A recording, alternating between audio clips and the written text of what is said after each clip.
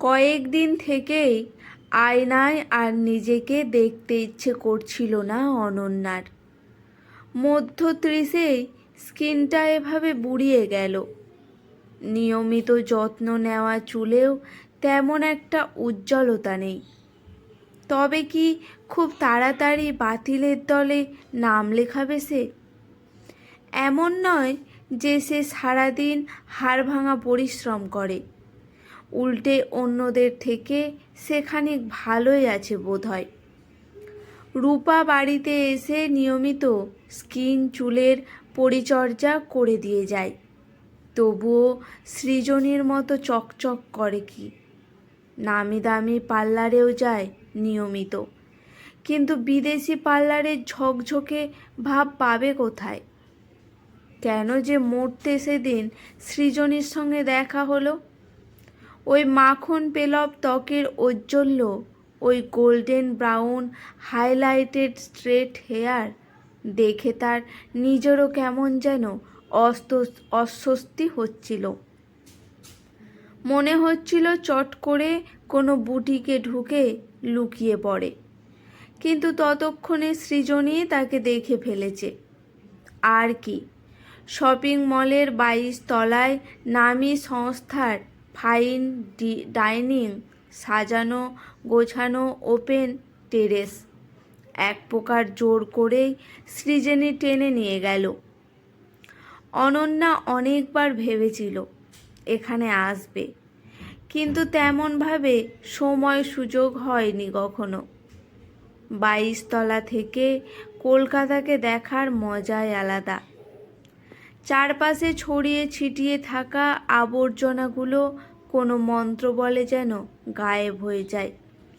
সবুজ ঘাসের গালিচা বেছানো ময়দান, ভিক্টোরিয়ার পরী, নন্দনের আলো, ছুটে যাওয়া খেলনা গাড়ির মতো অজস্র বাস, ট্রাম, কারের উজ্জ্বল আলো, সব মিলিয়ে মনে হয় পুরো কলকাতায় যেন সবুজে মোড়া এক অপূর্ব উদ্যান, যার শরীর জুড়ে ছড়িয়ে ছিটিয়ে আছে সুরম্য বহুতল। কোথাও মালিন্য, কোথাও অভাব, কোথাও ক্লেশ। অর্ডার অবশ্য সৃজনীই দিল।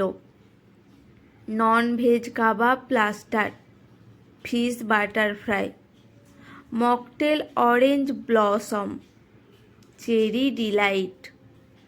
খেতে খেতেই কথা হচ্ছিল দুজনের। MBA করার পর যে ম্যানেজিং সংস্থায় জয়েন করেছিল সৃজনী, তারাই ওকে ইটালি পাঠিয়েছে প্রজেক্টের কাজে। ওখানে কাজের চাপ খুব, তবু তার ফাঁকে ফাঁকে উইকেন্ডে ঘুরছে।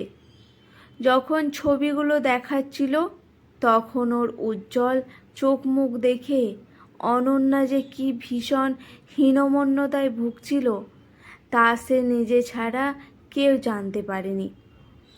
অথচ অনন্যা ইতিমধ্যে দুবার বরের সঙ্গে ইউরোপ ঘুরে এসেছে।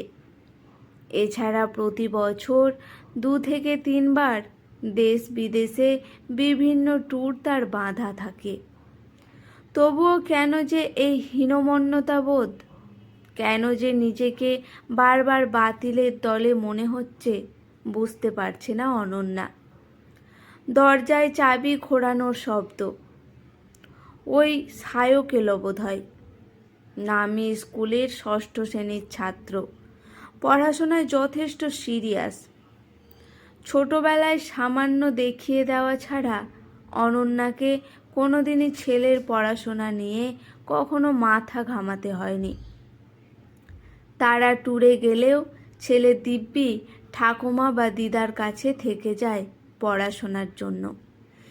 একাকী থাকলেও আপত্তি হবে বলে মনে হয় না। বয়স হিসেবে সায়ক যথেষ্ট পরিণত ও স্বাবলম্বী। মা বাবার সঙ্গে যাওয়ার তার কোনো তাগিদ নেই, আর ইচ্ছেও নেই। আর সে মামা বা মামার বাড়ি যাবে বললেই সে পো ধরত সঙ্গে যাওয়ার।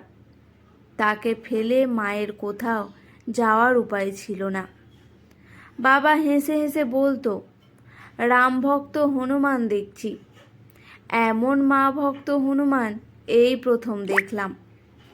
সায়কদের স্কুলে গিয়ে বাকি মায়েদের সঙ্গে কথা বলেও অনন্যা দেখেছে আজকাল ঘরে ঘরে একই গল্প। সব ছেলেমেয়েরাই কম বেশি কেরিয়ার ওরিয়েন্টেড। মা বাবাকে সময় দেওয়া, তাদের নিয়ে খামোখা চিন্তা ভাবনা করা ওয়েস্ট অফ টাইম। ডু হারি মম, রিজুর বাড়ি যেতে হবে। Math sir D'Souza sharp at 7 আসবেন। প্লেট টেবিলে রেখে অনন্যা বলল, রিজু কখনো তোর আমার সঙ্গে গল্প করতে ইচ্ছে হয় না? Don't talk rubbish mom. দেখছো তো সারাদিন কেমন দৌড়াচ্ছি, tuition, school, tennis, drawing. Chess টাইমটা কই মম? আই থিঙ্ক তুমিও এবার কিছু একটা করো। এভাবে বাড়িতে টাইম ওয়েস্ট করলে ইউ শুড বি মেন্টাল। কিছু বলল না অনন্যা। এই কথার পর কী বা বলার থাকে। কৃত্রিম হাসি ধরে রেখে টিউশনের জন্য রিজুকে রওনা করে দিল। ফাঁকা ঘরে ভেঙে পড়ল অবরুদ্ধ কান্নায়। কি পেল সে? কি করলো এতদিন?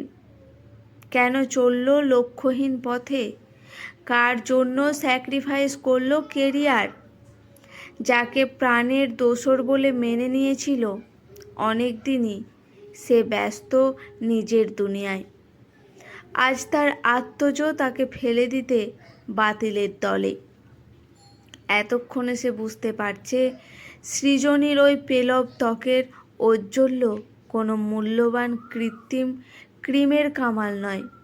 ওই ঔজ্জ্বল্য সফলতার, ওই ঔজ্জ্বল্য তার আত্মসম্মানের। আজকের গল্পটি এখানেই সমাপ্ত। গল্পটি কেমন লাগলো অবশ্যই কমেন্ট করে জানাবেন। গল্পটি শুনে যদি আপনাদের ভালো লেগে থাকে একটি